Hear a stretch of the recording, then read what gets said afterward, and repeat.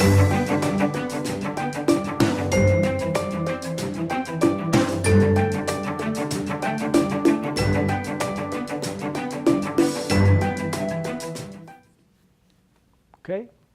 Now we go back to the example problem of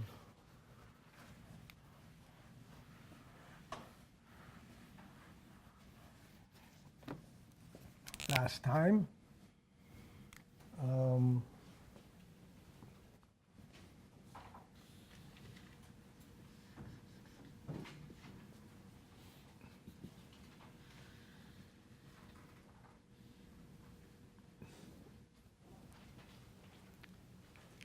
We want to find the horizontal and vertical deflection of that point. Last time, as I mentioned, we took a section here, drew a free body diagram like this. There's an axial load, there's a shear load, and there's a bending moment. And in most instances, we usually take into account strain energy due to bending moments and torques. We generally neglect that due to transverse shear, which this is, and or axial load, unless the problem specifies it. You have a homework problem, if I remember correctly, something like this.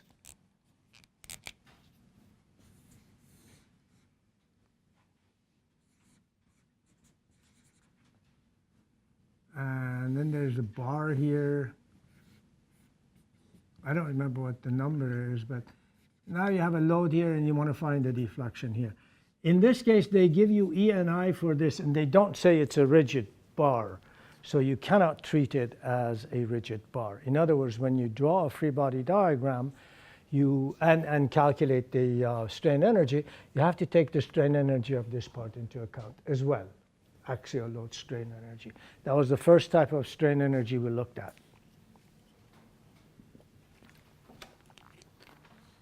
So, but in this case, in the case of the example problem that we have, we will only take into consideration bending and torsion. And in this case, there is no torsion, so it's just bending. You are to find the horizontal and vertical deflection at that point. I wrote the equation just for the vertical component. You can do them separately. You can do it once for that, once for the horizontal component. But I think it's probably easier to just put the two of them together and do just one moment equation, use it as we would like.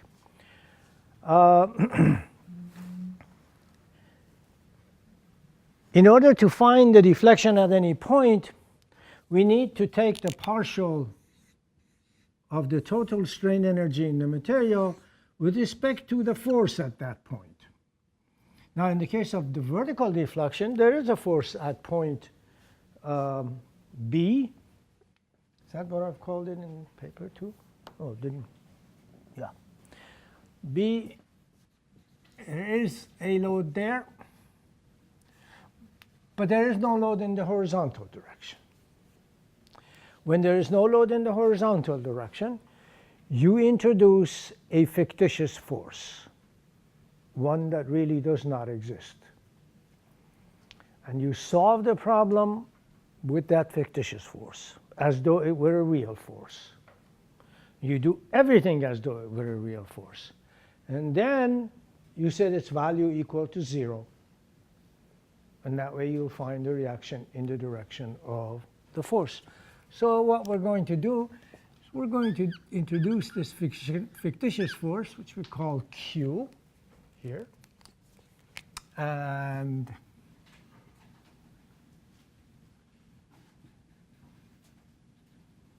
that angle is theta, the radius is r.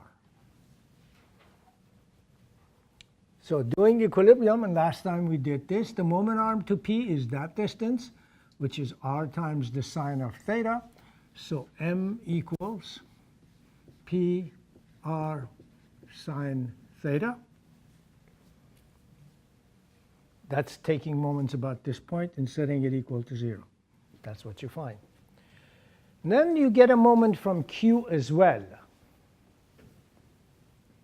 So plus Q times its moment arm. And its moment arm is this distance, which is r times 1 minus the cosine of theta.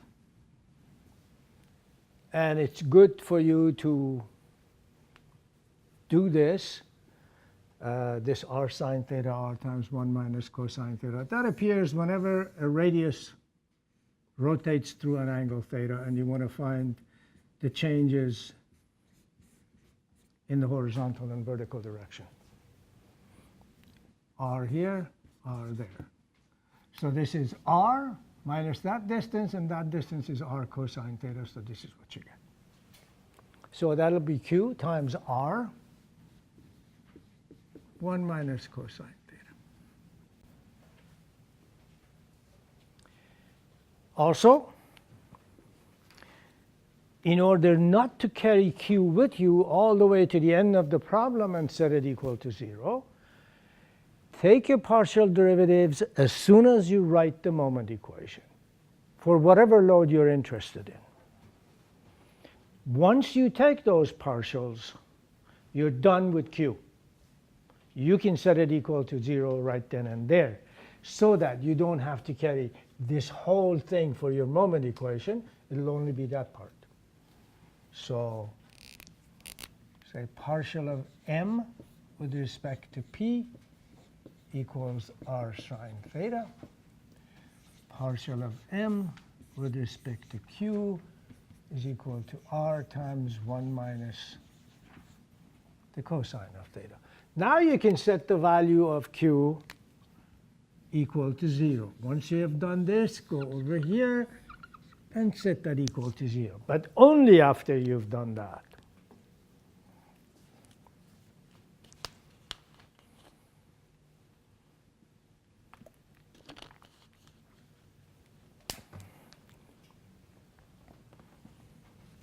Now, if you're going to do this separately, once for the vertical load, once for the horizontal load, of course, for the vertical load, no big deal, no Q required. And you can just use the first part of that moment equation and the first partial. But when you want to do it for Q, for the horizontal deflection, don't throw out P, by the way. Because if you do that, you're going to get nothing. Because if there is no load on it, there will be no energy on it. So when you want to do Q, you still have to write this equation. That would be the equation, even if you're going to do it separately. That will be the equation.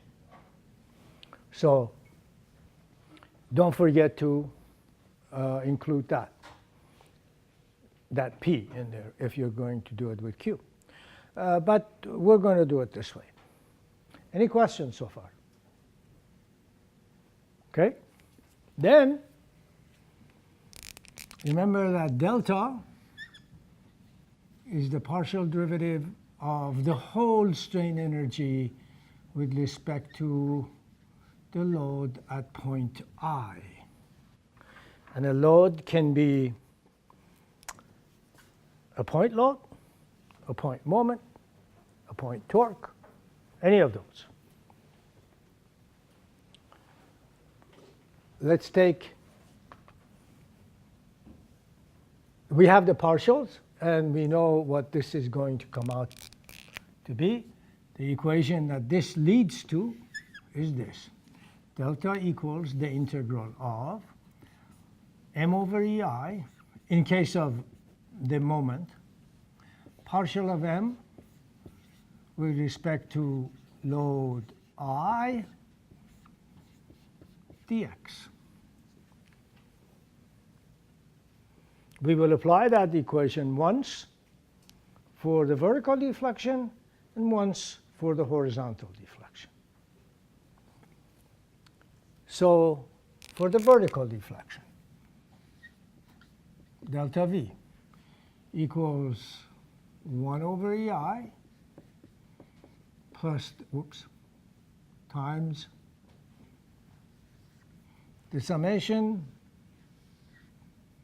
of m partial of m with respect to load I dx. The reason why I'm writing it this way is that we may have two parts. You'll see it in another example. We have parts in which the m is different. In here, we just have one, so we'll use that. So delta v equals 1 over ei, the integral of m, that's pr sine theta,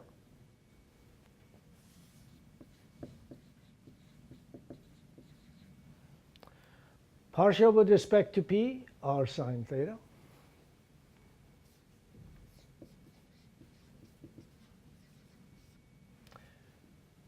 and what do I do with dx? What is x or dx?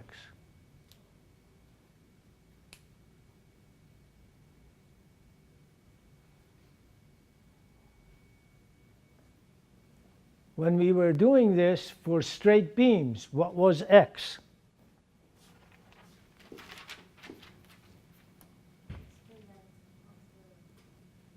The distance along the beam from either the right side, the left side, or anywhere else that you want to measure it from. Okay.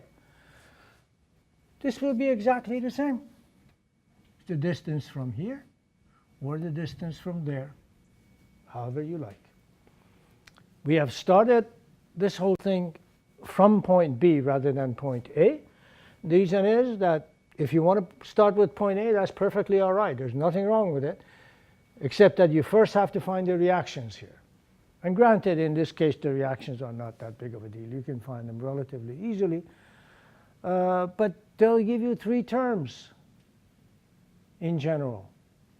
And your moment equation is going to be long. So why do that? We just go from here and calculate the moment there. So I can't leave that as dx, because then I'm stuck with this business of theta varying. So what should I replace dx with? D theta.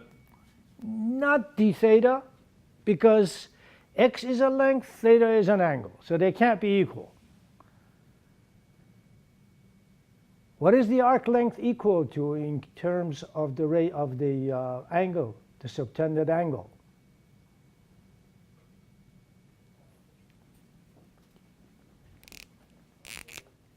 Ah, yes.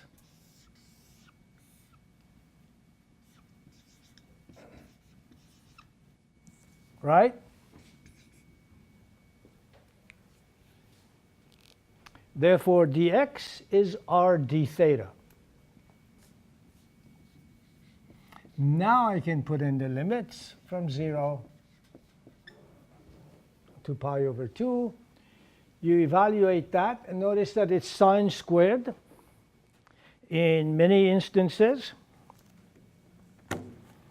You have these integrals, and the best way to integrate this is to replace the sine squared or cosine squared by trigonometric functions of the double angle. In other words, sine 2 theta and cosine 2 theta. And this is good whether you have sine squared, cosine squared, or a product of sine, cosine, either of those two. So this integral will give you the following.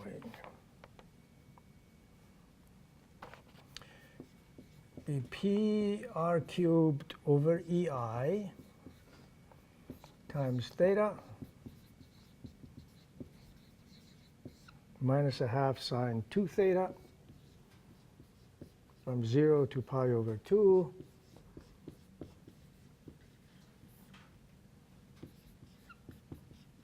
and that's the deflection, and it is downwards.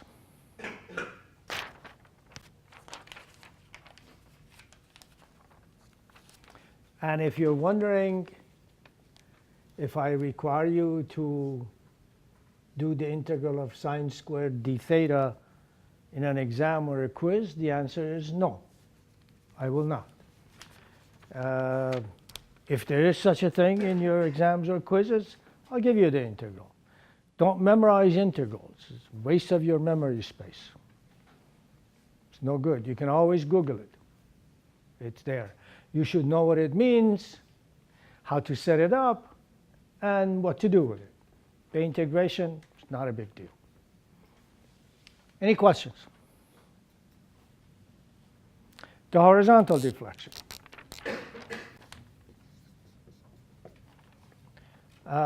That's equal to, using the same equation, the integral of m over ei, that's p, let's put the 1 over ei in here, pr sine theta, times the partial, this time with respect to q, and that's r times 1 minus the cosine of theta, and dx. This will also go from 0 to pi over 2. And this time you have sine theta, cosine theta, which is half of sine 2 theta. You can do that replacement. But eventually it'll give you this answer. Delta H equals PR cubed divided by EI times 1 minus minus cosine theta plus a half cosine 2 theta, evaluated between 0 and pi over 2. And that comes out to minus PR cubed over 2EI. What does the minus sign mean?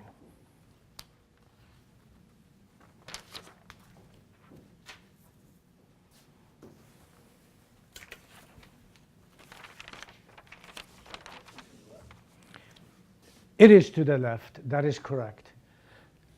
It doesn't have anything to do with your axis positive direction or negative direction. It says it's in the opposite direction of the fictitious force that you put over here. So had I put this force in the other direction, it would come out positive. That would be in the same direction. Negative just means it's in the opposite direction of the force at the point. Therefore, the vertical deflection, which came out positive, is downwards. Horizontal direction, which came out negative, is to the left. Okay? Any questions? Okay, I believe we have a couple more problems to do. Problem 6.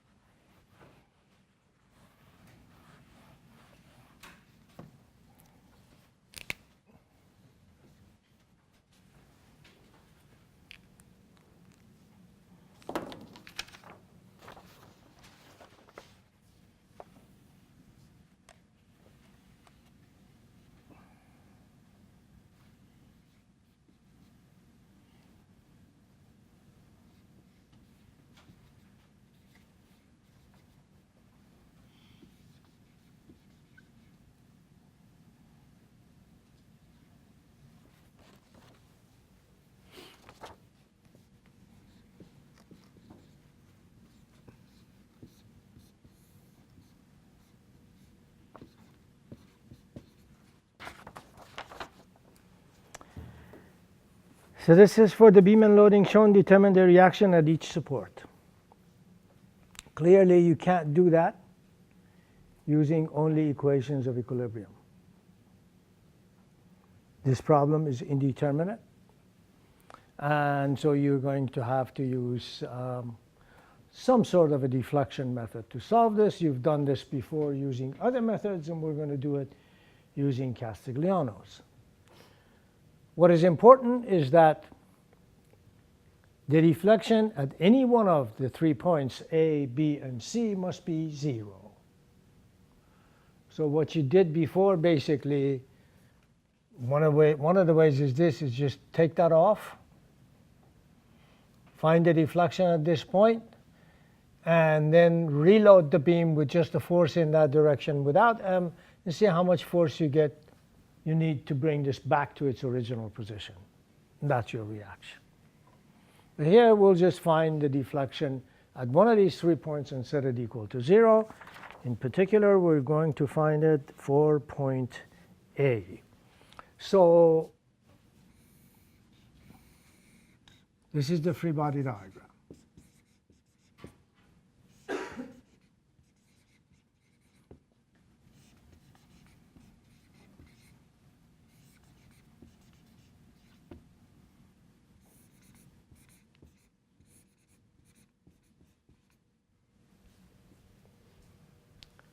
And of course, you recognize that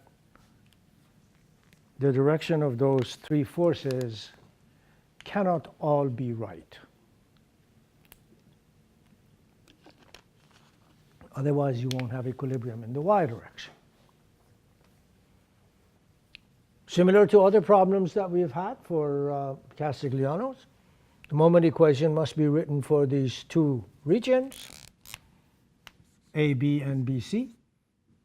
So we'll take a section here and take a section there and write the equilibrium equations. First, this one, AB.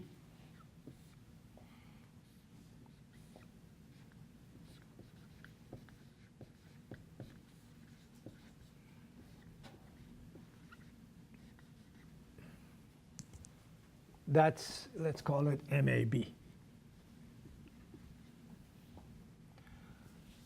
Taking moments about this point right here, we can find that MAB equals RAX.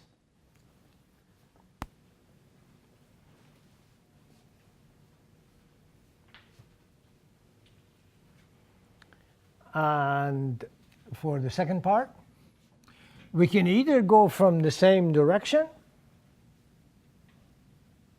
or we can come from the opposite direction. I would like to do it from the opposite direction. One, there are less forces involved. And two, to illustrate a point, you can take it from this direction as well. But if you do take it from that direction, let me actually talk about that just a couple of minutes.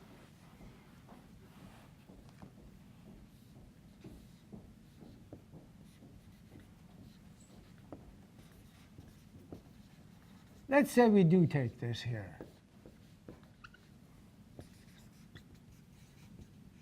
So this will be M equals RAX, this is X, minus RB times X minus L over 2, right?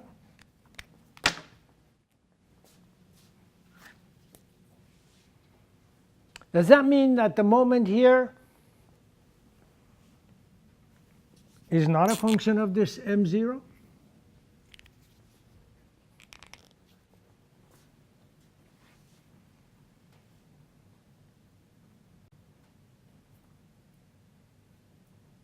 Is that right?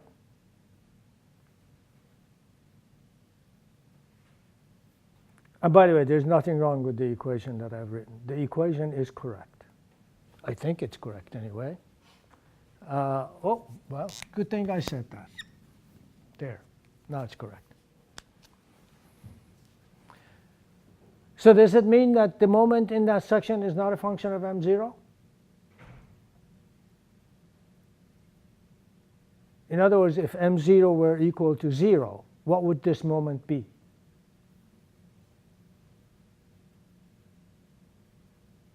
Or what should this moment be? Come on, guys. Statics. You have a beam sitting on supports with no load applied. What's the moment in the beam?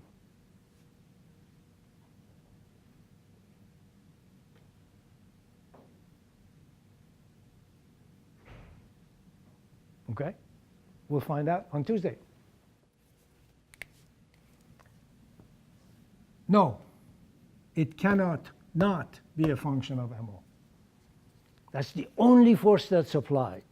If you don't apply that force, There will be no force anywhere in the beam.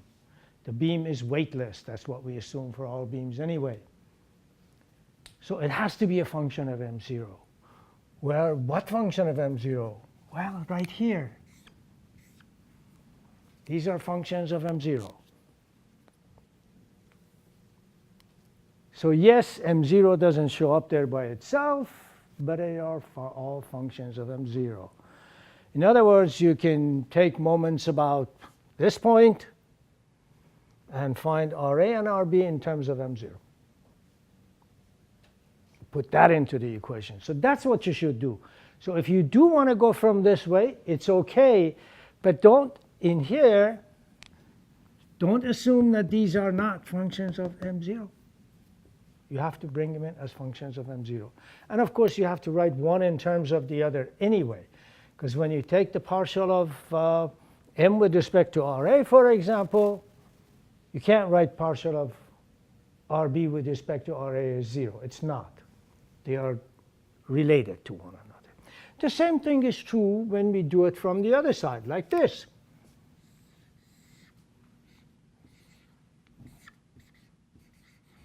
MBC, MO, and I will call that distance U.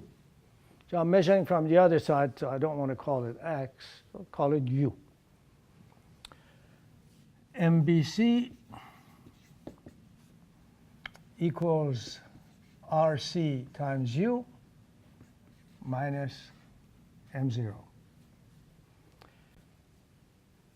Now, we would like to find the deflection at this point. You could take any one of these. You don't have to take it at A. I've taken it at A. Would like to find the deflection at A and set it equal to 0 to find the reaction. So partial of MAB with respect to the force at A, which is Ra, is equal to X.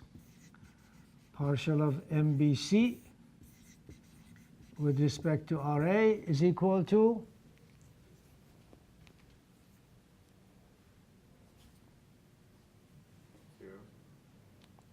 Does that make sense?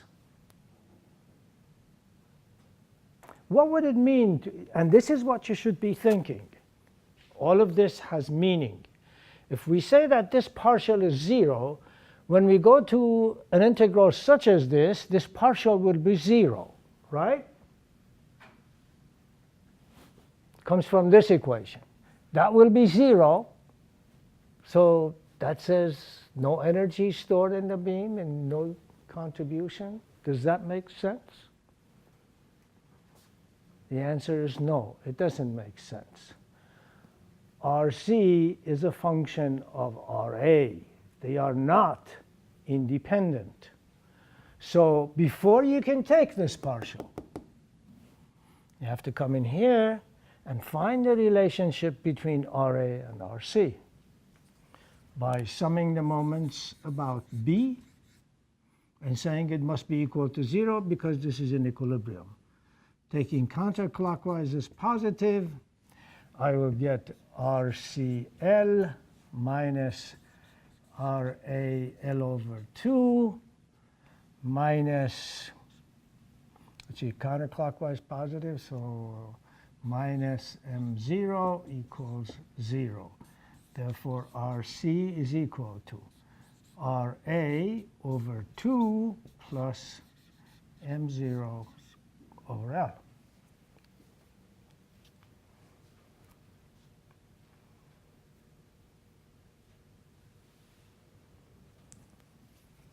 So,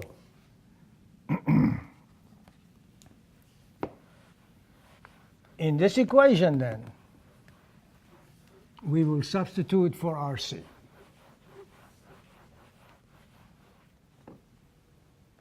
That will be equal to RA over 2 plus M0 over L times U minus M0. Now we take partial of MBC with respect to RA, and that comes out to be U over 2.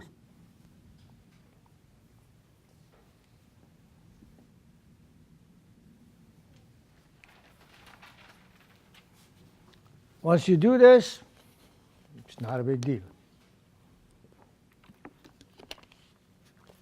The most important part is writing these equations. So let's do that.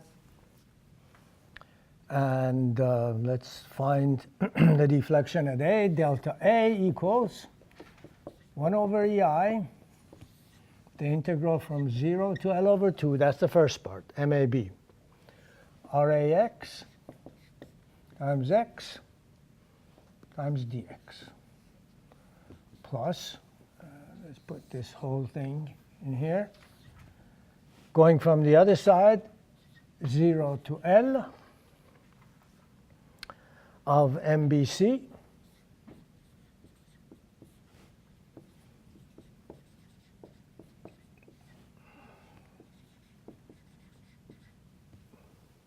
that's the moment. That gets multiplied by U over 2 and du.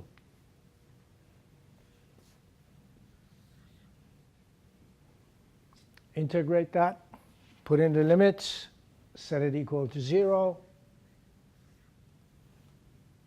One equation, one unknown for RA.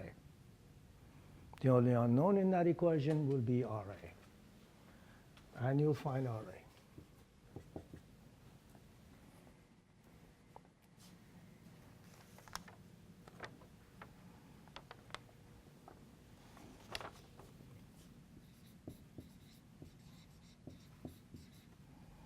Two-thirds m0 over L up. Once you find this, of course, the problem becomes determinate. You can use your equilibrium equations and solve for the other two unknowns. RB, 2m0 over L down, RC, 4/3 m0 over L up.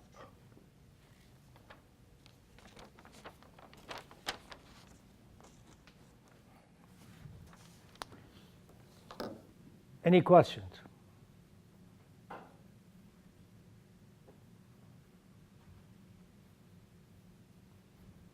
Okay, let's take a break earlier.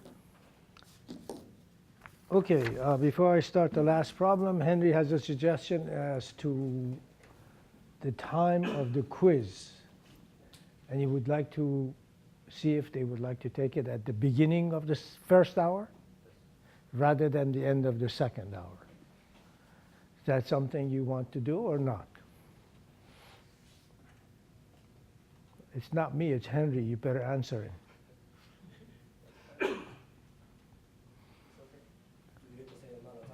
I'm sorry? Will we get the same amount of time? Or? Yes, of course you will. I'm not going to cut the time or extend it or anything like that. You'll get the same amount of time, somewhere between 15 to 20 minutes, depending on the quiz. The reason why I put it at the end of the second hour is just to make sure that some people who may be late can get to take the quiz. But if you guys want to take it at the beginning of the first hour, fine with me. I have no problem with it. So those of you who want to do that, just go ahead and raise your hand. 1, 2, 3, 4, 5. Those of you who don't want to do that, raise your hand. 1, 2, 3, 4. Tie. Of course. It remains where it is. Some of you didn't vote. You may do that now, and it's okay. Don't do it in November, please.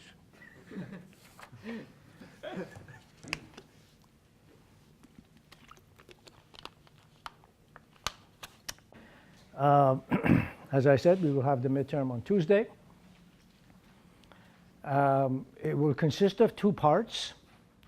The first part, which will be closed book, but you can still use your equation sheets, so long as they just got equations on them.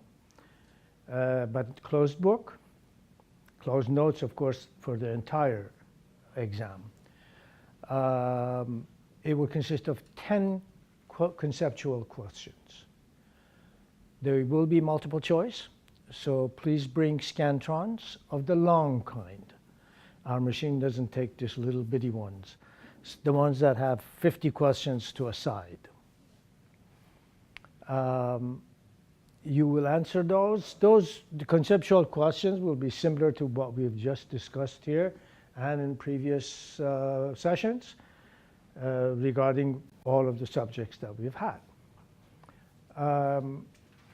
You will return that to me after you're done, and then I'll give you the second part. The second part will consist of 3 problems. One of the 3 problems will be a review problem from your 218 and 219. So shared moment diagrams, Morse circle, combined stresses, what have you. One of the problems will be on failure theories, which is essentially a general statement. And again, I'm not going to give you, for example, a stress element with all of the stresses on it and say, what's the factor of safety against yielding?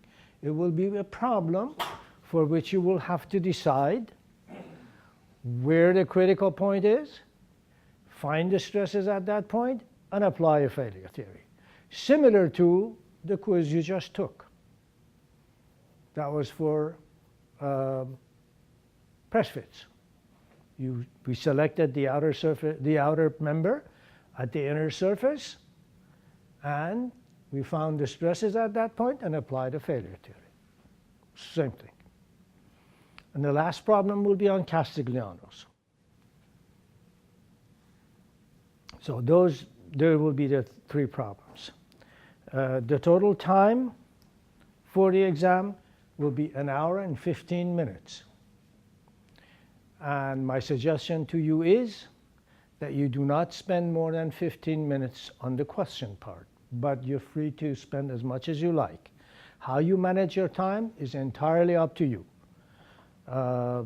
You can do the questions in 2 minutes, return them to me, and I'll give you the problems, or take half an hour and I'll still do the same thing. My suggestion, no more than 15 minutes. What else? Oh, I will be here on Tuesday about 9 o'clock or so, and I'll go to this faculty room down the hall here on the right-hand side as you go here, right at the end. So if you have any questions, you can come to me then. I do have a 10 o'clock class, so that'll be only between 9 and 10. But I will, of course, also have my noon office hours as I do usually. Let's see. You're still allowed equation sheets, but don't come up with, a notebook of equations. Limit it to a couple of pages or so. I don't think you need any more than that. The book is always there, of course. You can consult it anytime you wish. Do you have any questions? Yes? Is the multiple choice, like the 10 multiple choices worth the same as like 1 problem? Correct, correct. The 10 multiple choice questions are worth as much as 1 problem.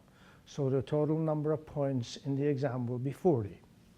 10 for the questions and 30 for the 3 problems. Okay, anything else?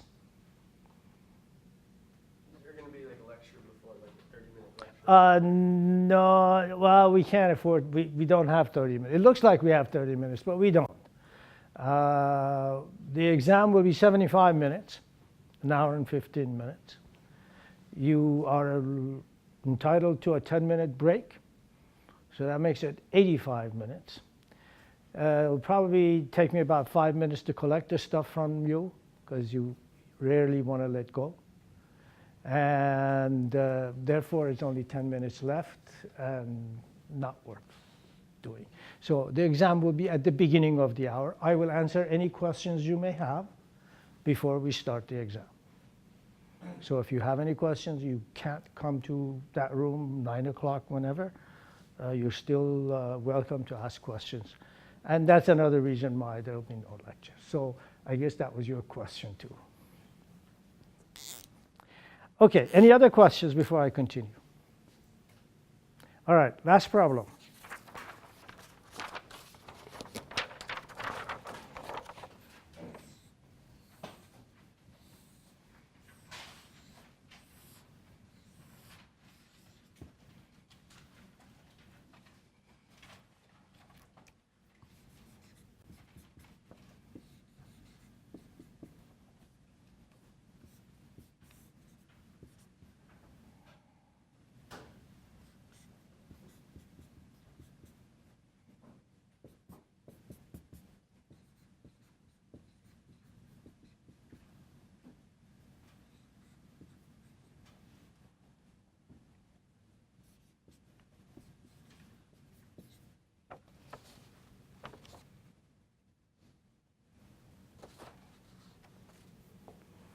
Rod AB is welded to the center of rod BC at B.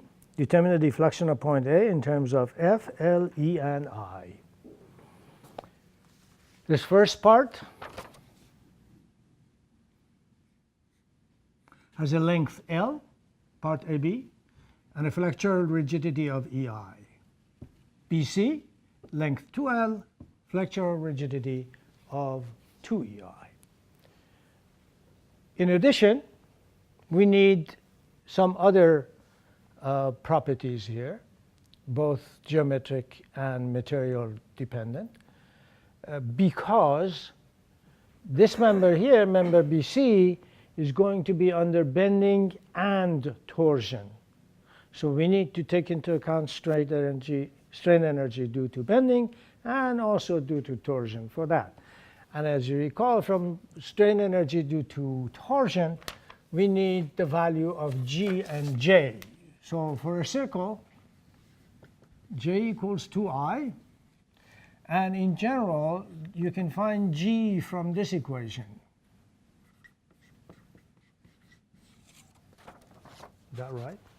I wrote from memory, always dangerous. Yeah, that's good. E divided by 2 times 1 plus nu. This is a good equation to remember. That's the relationship between the 3 elastic constants. Modulus of elasticity, modulus of rigidity, and Poisson's ratio. For this case, this will be equal to approximately 0.4e. Taking nu equal to 0.3 as usual. That's what it gives you. Okay. So here we need to analyze both these parts. Remember the strain energy in the whole system. So we have one time you have to go in that direction. I'll take that as x. And then for BC, we have to go in this direction. We'll take that as y.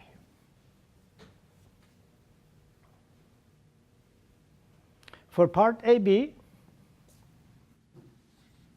which is, let's draw it 2-dimensionally, which is only under bending,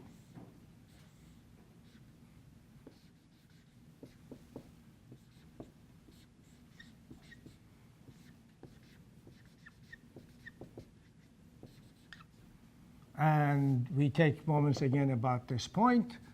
That's the point where we made the cut in the beam. MAB equals negative Fx.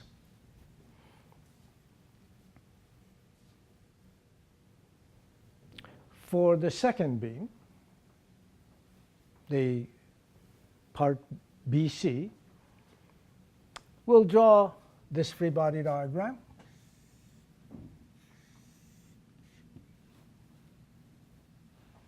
And actually, let me do this before I draw that free body diagram. I can convert that to this.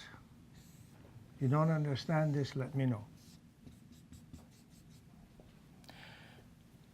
I can move this force F from where it is, parallel to itself, to this point. With it, I will have to carry the moment that it generates, which essentially becomes the torque in this member. So for this member, I will have F,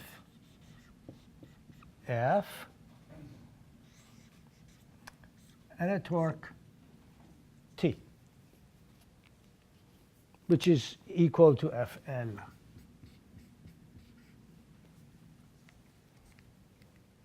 Everybody okay with that? And if you're wondering why I'm doing this and putting one F on top of the other F and not really writing two Fs, there's a reason in that madness, and you'll see that in just a minute. So let us write the equations for the moment in this part BC. And again, notice that we go in that direction with y. So if I take a section here, this is, so far as the moment is concerned, this is what I'm looking at.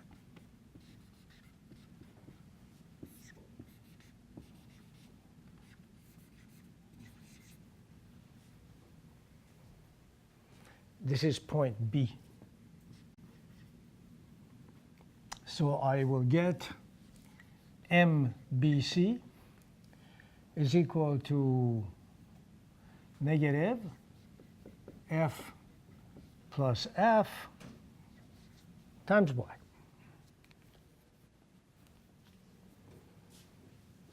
Any questions so far?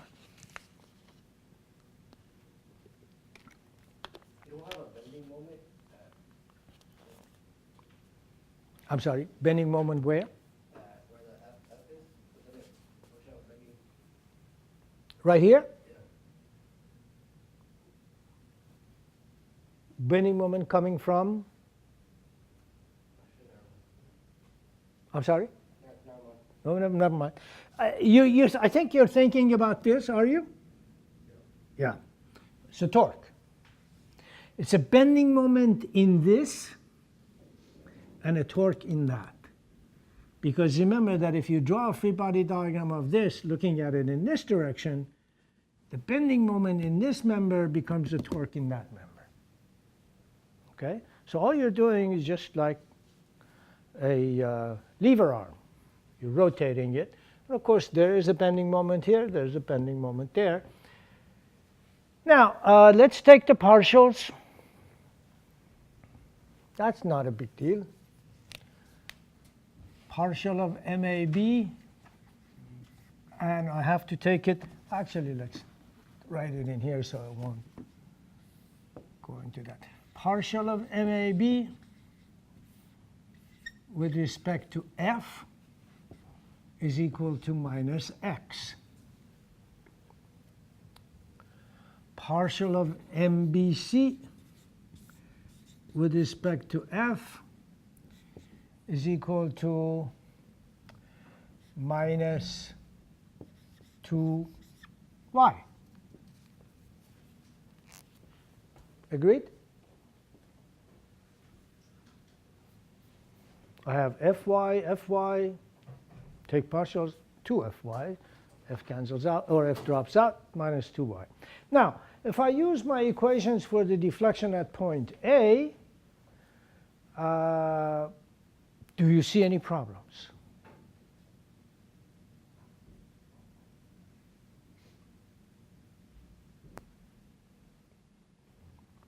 Remember that the deflection at any point is equal to the partial of the strain energy for the whole system with respect to a load at that point.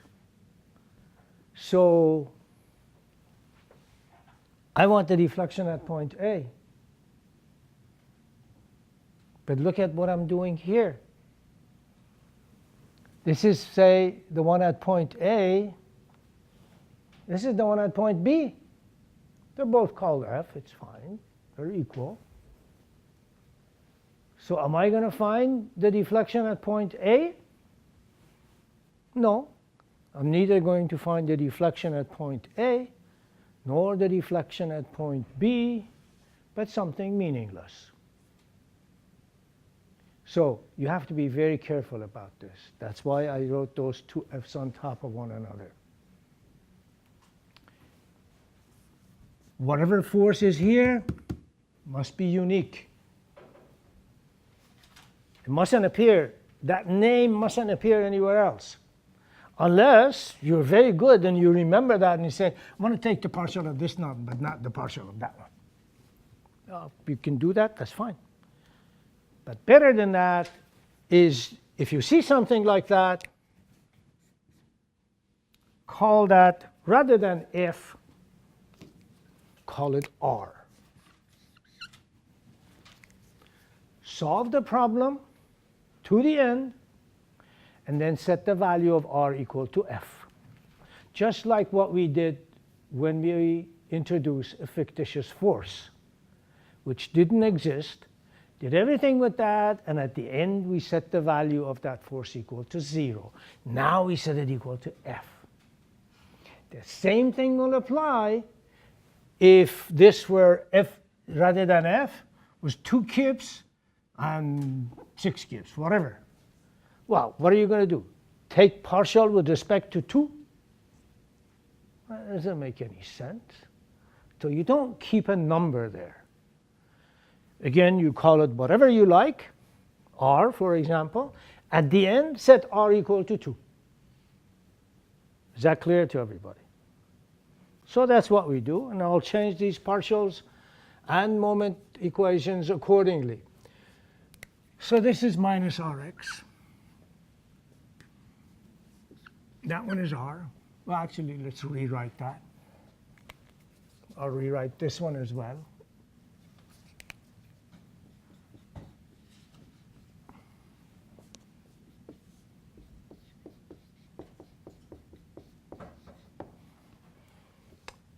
That partial, this is also equal to partial of MAB with respect to R. This one is not, however. So this one is not correct. So cross that out. Partial of MBC with respect to R equals minus Y. Any questions? Now you can do the problem. Oh, T, we have that too. You have to take the torsion into account. So for torque, that one is simpler. Remember, we've called this force R. So T equals FL, which is the same as RL, partial of T with respect to R equals L. Sorry, minus. No. See which, have I? It doesn't matter whether you call it minus or plus.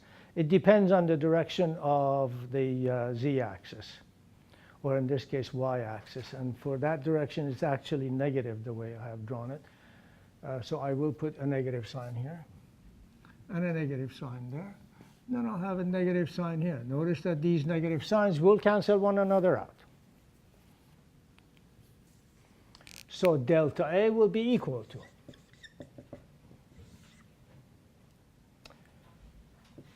MAB. Well, let's write the values here rather than rewriting the equations. MAB, which is minus Rx over EI, times partial of MAB with respect to R minus X dx going from 0 to L plus the integral 0 to L of MBC minus R plus F times Y over 2 EI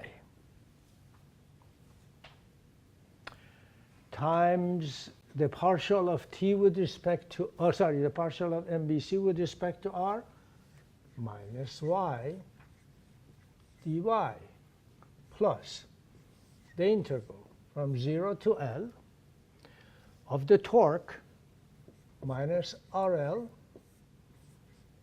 over Gj times the partial minus L dx. You evaluate the integrals and substitute 2I for J, 0.4e for G, and you will get this. Delta A is equal to 4.25 FL cubed over EI. One. The second one isn't supposed to be 0 to 2L? Or is it 0 to 2L. Thank you very much. Yes, yes, yes. Thank you. 0 to 2L. Once again, when you are doing these problems, and you got various terms here, make sure that they are dimensionally compatible, that they all have the same dimensions. If they do, it doesn't mean your answer is necessarily correct. But if they don't, it means that your answer is necessarily incorrect. So check the dimensions for sure. Any questions? Okay. That concludes the business of Castigliano's theorem. And now we actually go into the real part of this course. So far, except for a little bit about contact stresses and thick-walled pressure vessels, the rest of it has been a review of your strength of materials courses. We will now take a look at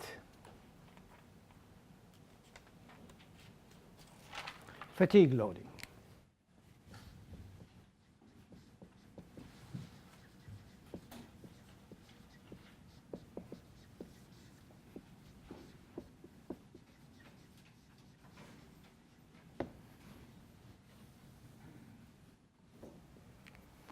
So far, all of the loads that we have been dealing with have been static loads. Those loads that have no speed.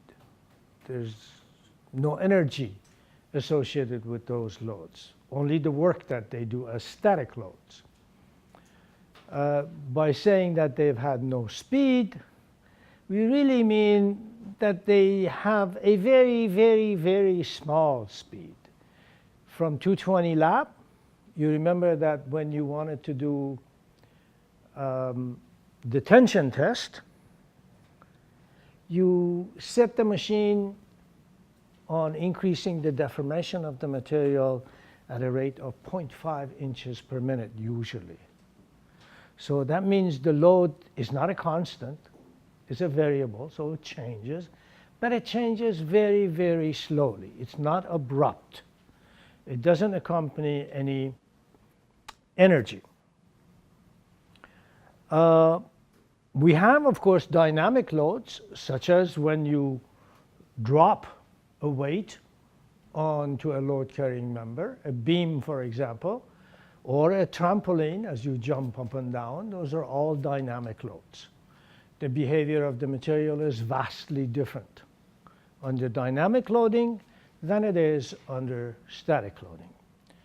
And although we are not going to look at that kind of dynamic load, such as the one applied to the trampoline, but to a particular type of load called fatigue loading. This loading is a type of load that keeps being repeated. and it results in a different behavior of the material altogether, in that materials that are generally ductile will act in a brittle manner in this way. So materials that would generally yield and have lots of plastic deformation will fracture and show no plastic deformation. Practically, this is very, very dangerous because brittle behavior accompanies no warning, whereas ductile behavior and ductile failure does accompany warning. For example, if the beams on the ceiling, for whatever reason, were to fail, they would bend, they would go into plastic deformation, pieces of material would fall off the ceiling and hit you over the head and tell you to get out. But if they weren't made from brittle materials, they would just snap. No warning. So this is very, very dangerous kind of behavior, or failure rather, and it does occur in a lot of machinery. Almost all machineries that we use are under some type of fatigue loading. The failure occurs at loads or stresses well below the yield strength of the material, well below. So it is not uncommon to find a yield factor of safety of maybe 7 or 10, and then find that the part fails in fatigue, even though the failure factor of safety is very high. So a material will just act differently. In order to analyze this behavior, we need to run tests. And everything we will say about fatigue is based on these tests. The analysis of the data that comes from the test is what we will be doing. We're not going to derive any equations for fatigue failure and or behavior.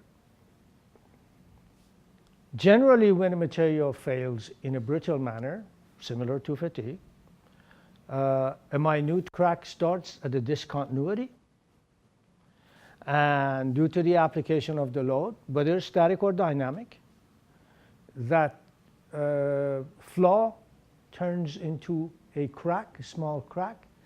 That crack starts to grow and eventually will cover a large part of the cross section, such that the rest of the cross section that still remains will no longer be able to take the applied load, and there will be failure. And that's why it's sudden.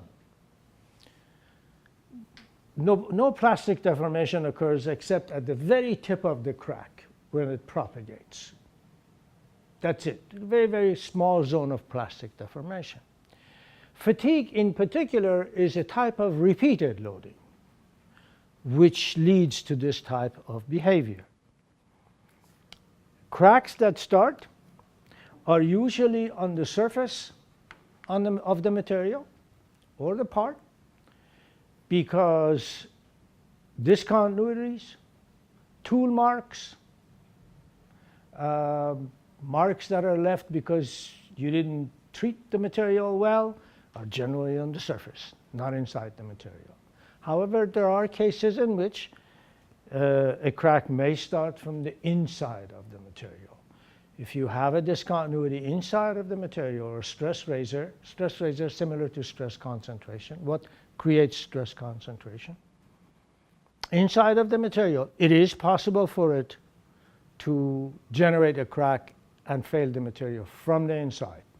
This, for example, you find in many materials that have flaws in them, inside of them. The failure occurs like this in general. A crack starts at a point such as that and gradually propagates. That would be your flaw. There's the flaw where the crack started. Leaves marks such as these, called beach marks, because they resemble the mark that is left on the beach by waves. These beach marks are the result of corrosion. because a part that's under these loads, let's say a part works for 8 hours a day and then you shut it off and go home. If a crack has developed, moisture collects inside of that crack, a little bit of corrosion takes place, you come back tomorrow, you run it again, crack propagates, so a mark is left there.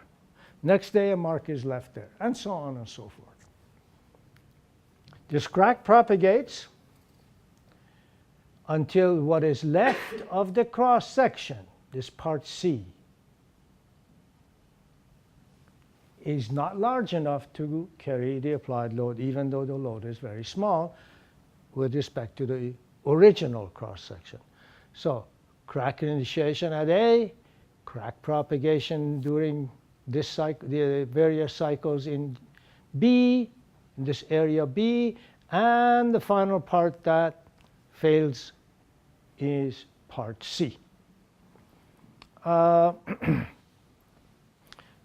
In your book, you'll find a number of different types of crack propagation, depending on the shape and where the crack started and all of that.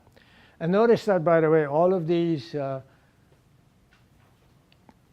beach marks point to where the crack started, like concentric circles. They show you where the crack started. Not exactly, but approximately, and then you'll be able to decipher it. So that's what we get with that. And here is different types of failures depending on materials and what you have, whether flows are inside or outside, the type of loading, so on and so forth. So I'll let you take a look at those.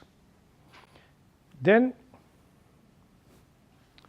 we'll get something like this. It's clear where the crack started. It's a keyhole. Crack starts here and here, grows. And notice that beach marks change curvature as you get past the middle of the part. That's all that was left at the end. A little bit before it failed. In other words, something like 90% of the surface area was gone. And remember that a crack is not a line. A crack has two surfaces. It's actually a volume. It has two surfaces, one on each side. When a crack propagates, you generate two surfaces. So this is one of those two surfaces. And again, beach marks are apparent here as well. This one, I think this is a feed hole for lubrication. Crack started here and here. Generally, one crack overtakes the whole thing and propagates. And that's all that was left right there. And the next one is a rail with cracks starting here, beach marks going all the way over here, and this time there's a large area that is left. This was in bending. Most of these are in bending. And as you saw, all of the cracks that we just talked about started at the surface. There are instances where it's possible for a crack to start from the inside. This crack started from here and propagated like that. That shows the propagation of the crack. And this is what was eventually left before the whole thing failed. What kind of load was applied here? Axial load, bending load, torsional load, what?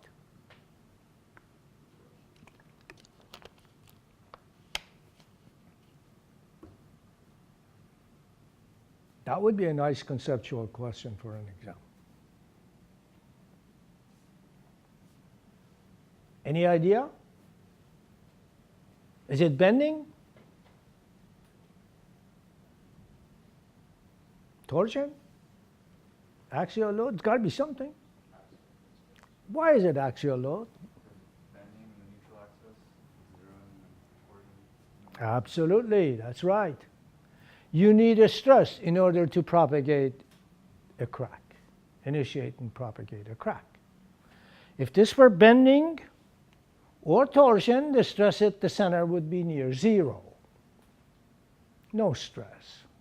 Stress on the outside would be the maximum, which is usually the case, and those outside flaws will propagate. So this must be under axial loading, and that not torsional or bending. So that's how that failure occurs. And even though we don't quite understand how this failure occurs, we still need to design for it. And so a large number of tests were run. This is a long time ago. Well, actually, it depends on what you compare it with, I suppose. Not that long ago, maybe about 100 years or so. Compare that to Newton's laws, which are 400 or 500 years old. That's not a very long time. But in any case, since this is a brittle behavior, and it depends on the existence of flaws in the part, and those flaws are statistically distributed, the results that we get very scattered all over the place. You still have to make some heads and tails from it, however. So we will run tests, and they have run tests, large number of tests on various materials, and come up with some equations that we can use, experimental equations, all of them, that we can use in order to design and or analyze parts. Similar to all other tests, this test is also stipulated, the manner in which it's done is stipulated by ASTM. I talked about that here once, right? American Society of Testing and Materials. They set forth the procedure for all tests. Initially, it appears as though if we run a tensile test, it would be the best. Not necessarily, but it wouldn't be bad either. But it's very difficult to do, because in order to run a test, a tensile test, as you did in the strength lab, you have to grip the part in JAWS, for example. And as soon as you grip the part in JAWS for a brittle failure, you have created a large stress concentration location. And you are forcing the failure at that point. And that data is no good. There are ways to run tensile tests in fatigue, but they're not very easy. So instead of that, what we do is we run this test called the rotating beam test.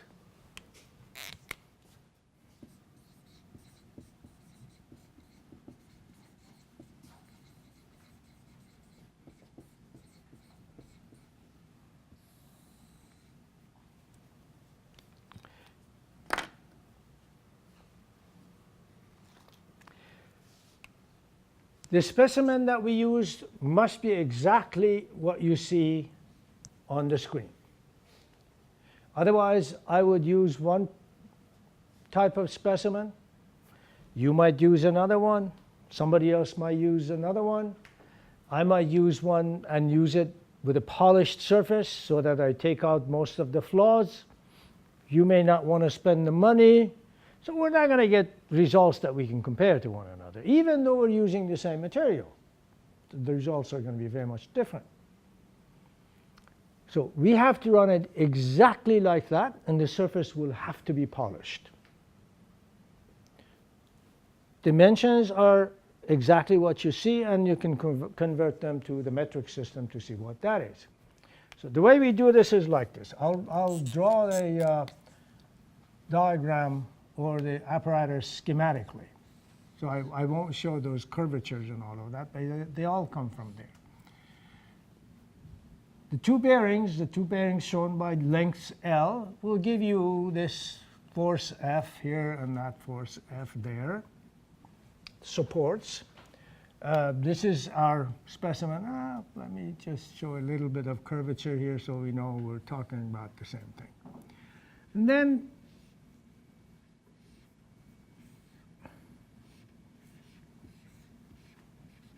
we hang a weight from here.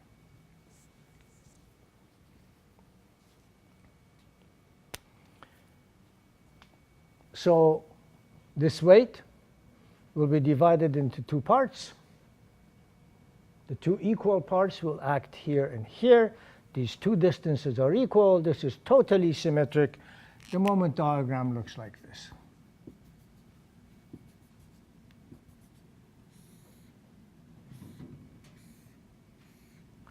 There is a region of constant bending moment in the middle, so that the middle part of this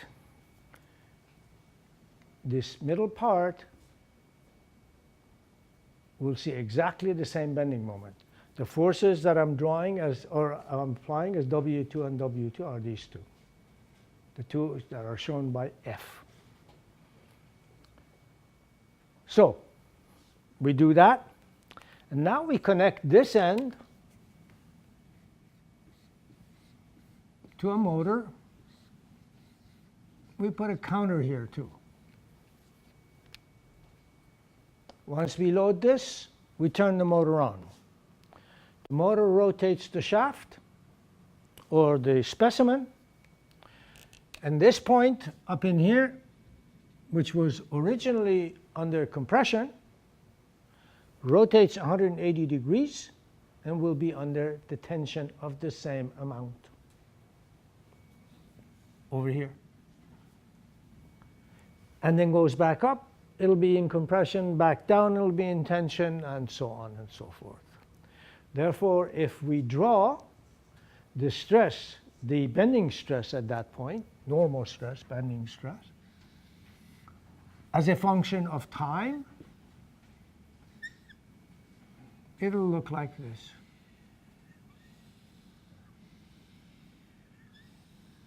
It's a sinusoidal curve.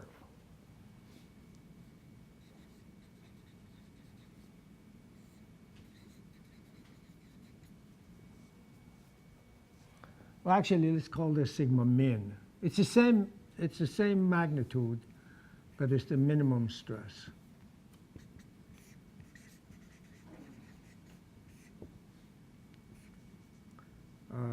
Yeah, I guess that's good.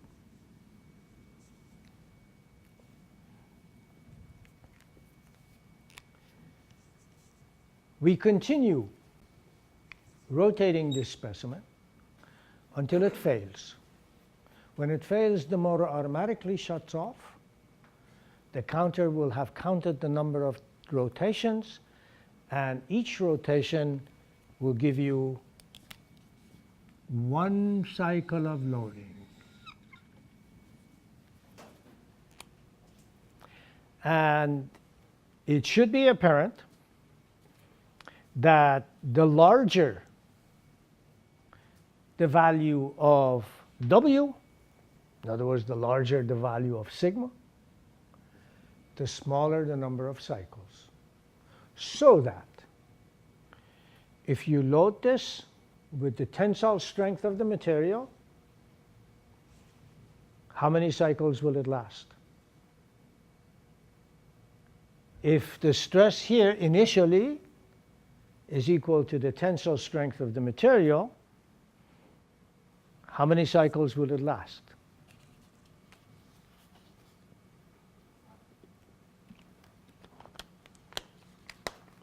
Half true if you count this part as well. You go up to the tensile strength, and what happens? Breaks. So we usually do count that, because that means you're unloading, right? It breaks, it doesn't take any load, the load comes back down to zero. In reality, a quarter of a cycle is all it takes, from here to here. But we call it a half cycle. If you reduce that, however, and if you do that, of course, you should have a very brittle material, because otherwise you'll have yielding, and everything we say will be no good. So material shouldn't yield. But if we reduce the stress, then the number of cycles would increase. What we do is change this load W start with a high number and gradually decrease it. And we will find a graph that looks like this. The stress is called S, not sigma. This is an old nomenclature which has been kept around. And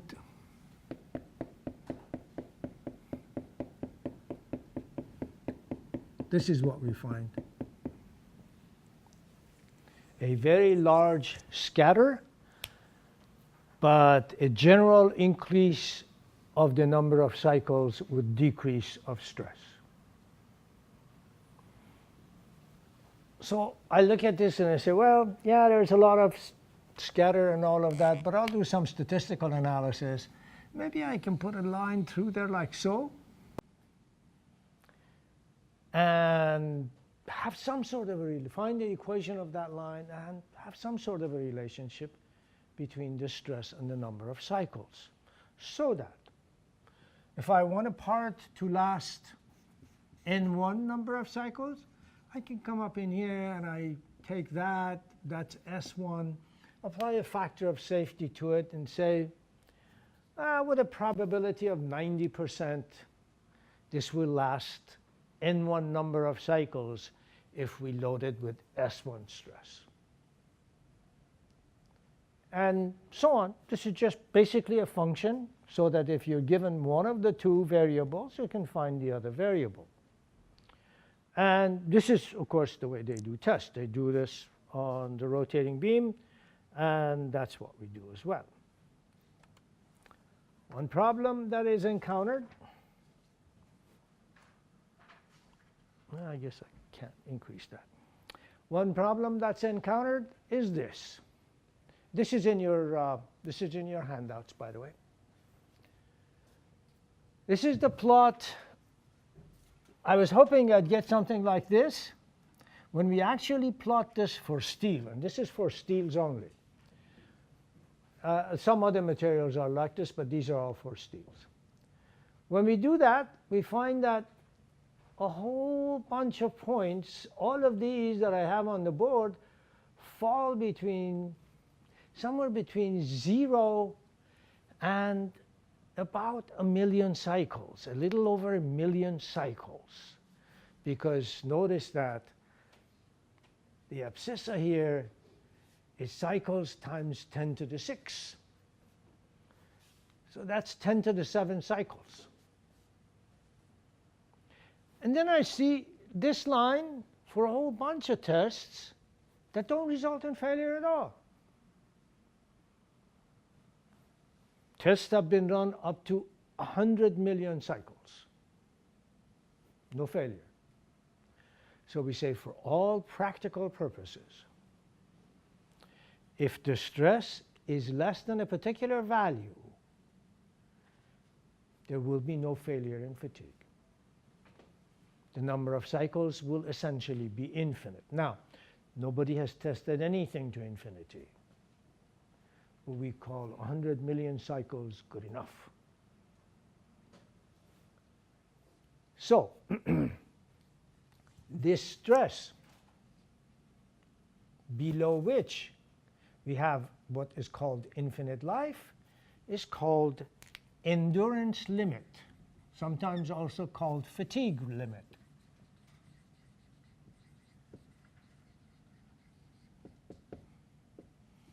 Stress below which the part will have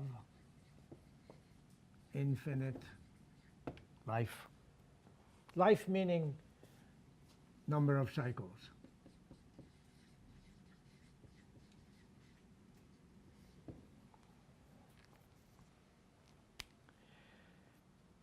So if the stress is less than that, there's infinite life. That's very good. We want to design for infinite life. That's the stress we'll use. That's fine. Apply a factor of safety to it, and you design. What if I don't want infinite life? So what if I just want 500,000 cycles, 300,000 cycles, whatever? I'm over here. And this graph is useless. I can't read anything from that graph. So what we do is go one step further, and rather than using a rectangular coordinate system, we use a semilog coordinate system. So this is rectangular on the ordinate and log on the abscissa. And the shape becomes much more friendly. And that's now very similar to what I was hoping I'd get. And we can use that. Except that I now have to find the equation of this curve. This is still a straight line after the endurance limit or below the endurance limit. So to do one step, to do this one step better, we go into log-log, which will give us this lower curve here, which is a lot better seen by this picture from your book. That's from your book, this picture here. As you can see, as you can see, there are 3 parts to the curve: infinite life part, no braking, below SE. This is called low cycle fatigue. Failure occurs below 1,000 cycles. And then this is called high cycle fatigue. There's finite life here, infinite life here, and below 1,000 cycles, we usually call that static loading. We use the static equations. You can find the equations for those lines and not do static loading. But our main concern will be with this middle part, for which we will find the equation, base all of our designs on that middle part, and of course, this end part as well. Many things we design for infinite life. Okay? Any questions? All right, I will see you on Tuesday. I may be here on Monday. If I am, I will send you an email. So, and I will have office hours if I am here.